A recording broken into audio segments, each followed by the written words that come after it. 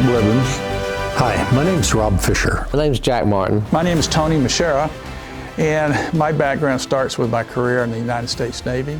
I was served in the U.S. submarine service for 7 years, and during that time I qualified as an engineer of naval nuclear propulsion systems. And it was during that time I had a couple of occasions where I came close to making a fatal mistake that could have killed me. I was asked to start a pump, main feed pump, that before you started electrically, you had to rotate the shaft by hand, and it turned out it was an operating pump, turning at 3,600 RPM, and I came within 6 inches of grabbing that pump when it was turning. And someone yelled out and stopped me. And that was my first encounter with a policy that did not make sense from a personnel safety standpoint. And I've got about 50 years of experience in various industries and positions. I've logged oil wells, I've designed high voltage relay schemes, I've been through the startup of a nuclear plant and coal-fired plant. I supported a variety of other industries. I got my start in Navy nuclear power and then went into nuclear power field. And after 3 Mile Island and Chernobyl, we were really trying to understand human air. So I started studying it and working with it. I wanted to be an electrical engineer from pretty early in life, even though I didn't have any clue what one was. My dad taught me how to replace vacuum tubes and televisions, and from about the 5th grade on, I was the neighborhood TV fixer. And so I was sort of intrigued by electricity, and one of my high school teachers told me that I was really good at math and sciences, and so that I needed to be an engineer, and that sort of put me on the course to become one. We started HPRCT as actually a group of people that were simply meeting to talk about trending with one utility company that had discovered and developed a new technique for trending data. And that grew over time into sharing information about root cause and human performance, which was a developing science in our business, and subsequently formed into what we now know today as CHO learning. Then would have been HPRCT. And they tell me, I frankly don't remember, that I was the one that authorized the payment for the first meeting, because back then we just simply shared hosting responsibilities, and it was our turn first since we came up with the idea, and the next time it would be somebody else's turn and they paid for the hosting expenses. I managed to take over the bulk of the planning and organizing of the conference. We were very successful the first year. We had 80 participants from, I think, 13 different countries, which shocked us, because we just thought we'd pick brains of a few people. But that was a plan, that was a purpose, was to bring people together so we could share ideas, pick each other's brains, figure out what's the best thing to do with respect to human performance, root cause and trending. I was elected president after the conference became a nonprofit a couple of years later. And as president, with the help of a small group of individuals, we've planned this, organized this. I was responsible for the first 25 years, pretty much. Then when I retired from leadership role, I was awarded the position of President Emeritus. Jack Martin, in his wisdom, felt like, well, this is something we need to keep doing. And I believe the first one was 1994.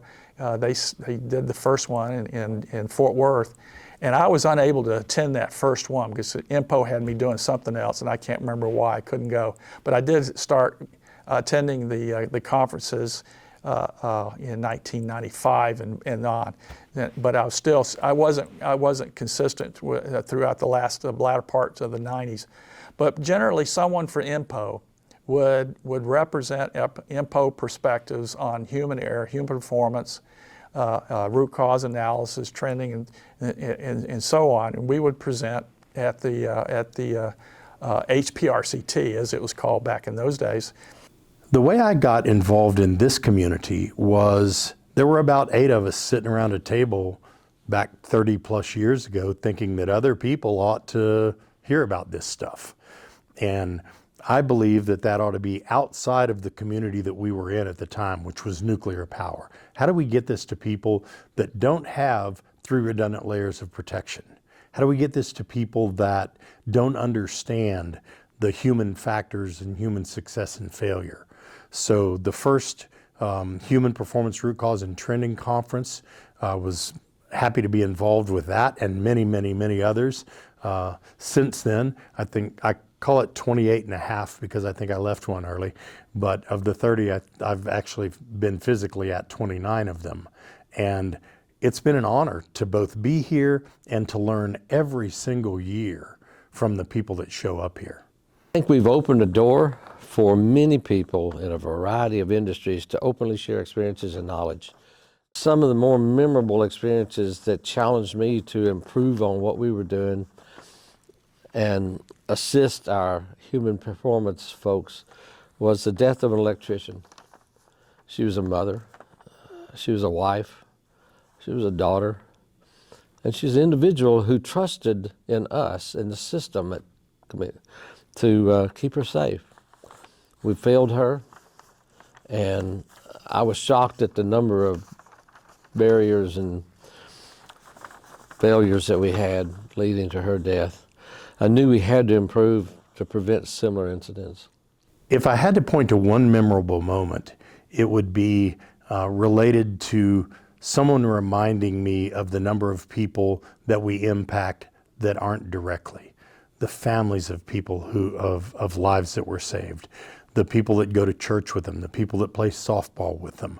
All of those people are tangentially connected to the people we directly talk to.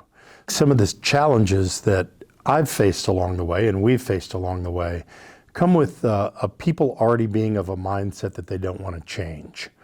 And so our job, I've said for a long time, if you want to change someone's paradigm, you have to give them a paradigm more powerful than the one you're asking them to leave.